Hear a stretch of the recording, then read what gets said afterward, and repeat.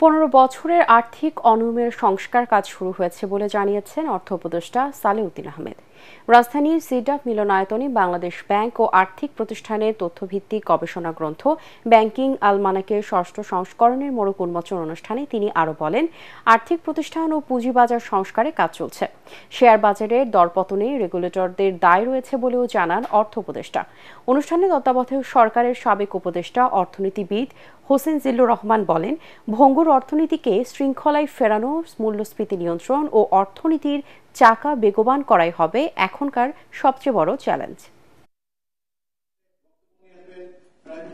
Category share যদি বিক্রি হয়, যার অস্তিত্ব নাই, মহানন্দ শেয়ার কিনছেন, এই প্রিজাম্পটিভ ভ্যালু মানে নিখিলাম কাগজ, কদিন পর কাগজটা আপনি ওয়েস্ট পেপার হিসেবে ব্যবহার করবেন, এগুলো একটু কষ্ট হবে এবং এই জন্য আমি দায়ী না, বিনিয়োগকারীতে দায়ী করছি না। আর্থিক শৃঙ্খলা ফিরিয়ে আনা আর সামষ্টিক অর্থনীতির ভারসাম্যগুলো তৈরি করা, কিন্তু অর্থনীতির চাকাটাও ঘুরতে হবে, অর্থনৈতিক প্রক্রিয়াগুলো বেগবান করতে হবে। এটা কিন্তু অন্যতম, যেখানে ব্যক্তি খাত থেকে শুরু করে সবারই এখানে একটা বিষয় আছে।